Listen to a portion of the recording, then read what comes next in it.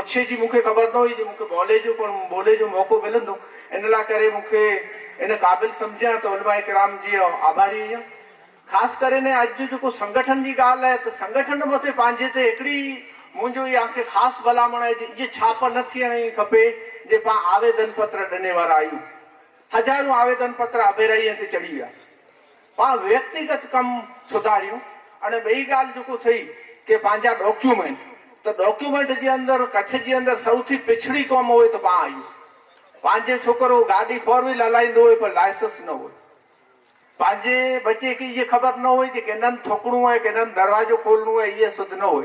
गाॾी गिनी ॾिने पिया अने गाॾी चालू थी हुई, धंधे में पण हलाए पियो, व्यक्तिगत पण हलाए पियो, पानकिंग मोह में।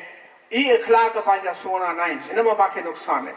त पाण अहिड़ी तरबियत करियूं, भविष्य जे अंदरि पैसो अचंदो पर इख़लाक अचंदा की न, ई पाणखे उभा करणा पवंदा। त पाण इहे इख़लाक़ी तरीक़े सां मज़बूत थियूं। ॿई वस्तु इहा आहे जे पंहिंजे संगठन खे पाण पिंड जे सुधार लाइ वधारे उपयोग करियूं, दुनिया खे ॾेखारण लाइ ओछो उपयोग करियूं। पाण पिंड केतिरो सुधरी सघूं था, पाण पिंड केतिरो बहितर इंसान थी सघूं था, इहा कोशिशि करे जीए। ॿई वस्तु आहे कि दुनिया जे अंदरि पाण रहूं था त नंढा वॾा बनाव बने था, त बनाव मथे रिएक्शन जेको तोको ॾे त पाण बदनाम थियूं। रिएक्शन केरु ॾे न कॾहिं ॾे, ई लिखी हुअणु खपे। पाण मथे कोई पण वस्तु थिए त इन ॻाल्हि जो रिएक्शन तात्कालिक न ॾियणो खपे। तात्कालिक रिएक्शन जो कमु फिटाइनि था।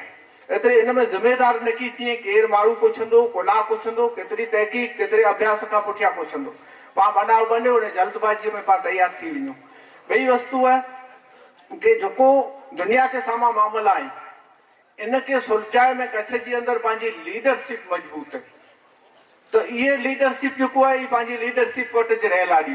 जेको आगेवान आहियूं, जेको जनरली ते पंहिंजी सामाजिक लीडरशिप आहे, इहे बहितर उकेल करे सघंदी। इन मंझि दख़लगिरी न युवा न करी, न उलमा करी। उलमा जेको पिंड जो कमु आहे, इन में बहितरीन तरीक़े सां करी।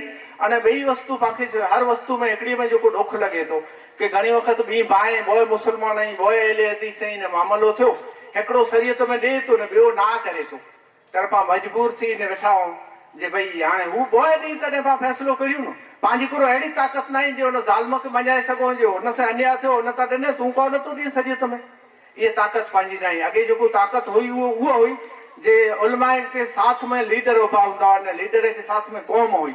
अॼु पण पाण वटि लीडर मौजूदु आहिनि। ई लीडर इन दिशा में थोरी कोशिशि करी कि जेको अन्याय वारो आहे, इनखे राजकीय क्षेत्र, राजकीय चढ़वड़ खां पर रही, पक्षा पक्षी खां पर रही हिनखे हक़ कीअं चवणो आहे, उलमा के साथ कीअं ॾियणो। ॿियो दीनी कम ई हिन जो, अने दुनवी कम घणा अहिड़ा आहिनि जंहिंमें उलमा किराम सिवा कोई सम्झदार न हुए, त उन मुदे में इनखे लीडरशिप ॾियूं। पंहिंजो जेको माड़खो आहे, पाण पंहिंजे माड़खे खे पंहिंजे सुधार लाइ वारंवार चवंसि पंहिंजे सुधार लाइ बनायूं। ॿई जेको ॻाल्हि आहे त सरकार जूं कई योजनाऊं आहिनि, त पाण आरोग्य जो मुद्दो दाख़िला तरीक़े आहे, त पाणखे दिलि में रहम अची वञे, फलाणो माण्हू ज़कात लाइ के तात्कालिक पैसा भेरा कया, लख रुपया ख़र्चा, पर पाण ई न ॾियारे कि ही लख रुपया पंहिंजा बची सघिया ते ॿिए कंहिं मुदे में विझी सघिया हुआसीं। हिनखे पाण आयुष्मान कार्ड जो लाभ ॾेई रहियूं, जनरल हॉस्पिटल में खणी वञूं। त अहिड़ी टीम हिकिड़ी पाण में उभी थियणी खपे जेको इहा सॼी तयारी रखे, जे कोई पण बनाव बने थो त पाण वधि में वधि क़ौम ते बोझ ओछो करे अने पाण सरकार में जा कीअं लाभ गिनी सघूं, अहिड़ी हिकिड़ी टीम तयारु थियणी खपे। अॼु जे हिन जलसे पुठियां अहिड़ियूं 4-6 टीमूं तयारु थियणियूं खपे, जेको एजुकेशन ते केरु कमु कंदो, हेल्थ ते केरु कंदो, किन तरीक़े सां कंदो। अने बाक़ी रही ॻाल्हि अज्ञानता जी, क़ाइदनि जी जानकारी जी, त नेरो हिकिड़ी वस्तु आहे जे दीवार खां परियां कोई वस्तु पई आहे त इहा अखि नथी ॾिसी सघे, पर नक खे ख़बर पए थी हिन बदबू सां। त पाण नक खे अखि बनाए जी कोशिशि कीन कंदासीं। अखि खे अखि जे कम लाइ, नक खे नक जे कम लाइ, हथ खे हथ जे कम लाइ जागरूक करियूं।